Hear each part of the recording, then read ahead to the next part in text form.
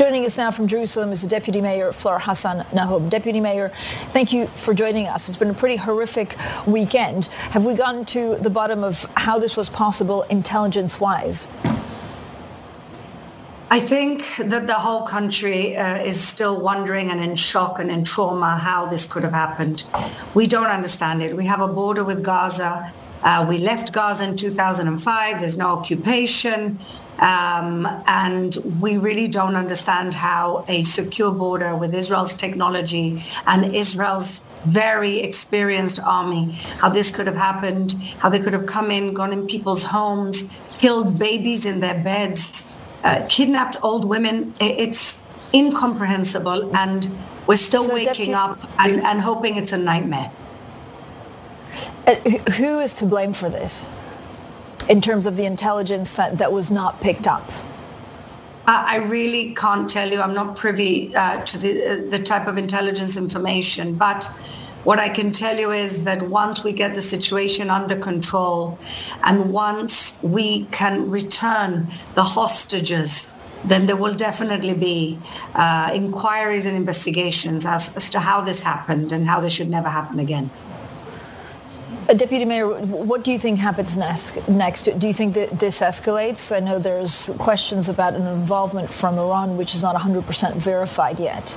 I think a lot of people are hoping for the best, but we could see the worst.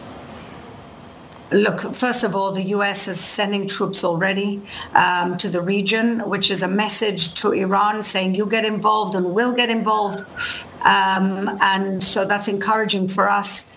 And I think at the moment, the priority is, first of all, to get the 40 terrorists that are still running around the south of Israel. We need to get them out. There are still gun battles happening with terrorists that infiltrated the south of Israel. So that's the first priority. The second priority, of course, is to stop bringing back the hostages, either by force or negotiation. I really don't know what's best. But Israel, we value life.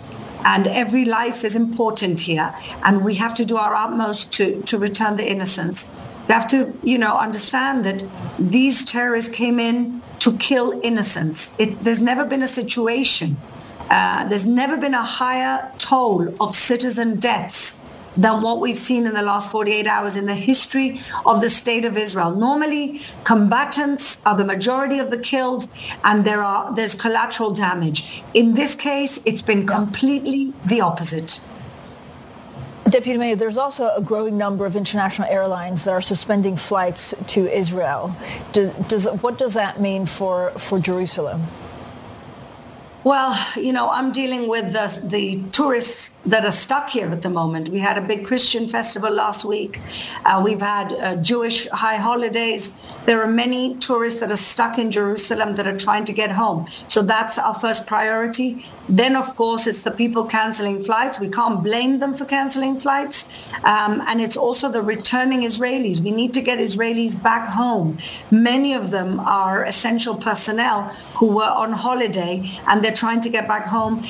The Israeli carrier El Al is still, of course, flying everywhere. Some of the foreign airlines are flying, some are not. We can understand that. And so it's a question of getting back our citizens and helping the tourists go home. Thank you so much, Fleur Hassan Nahoum, there, the Deputy Mayor of Jerusalem.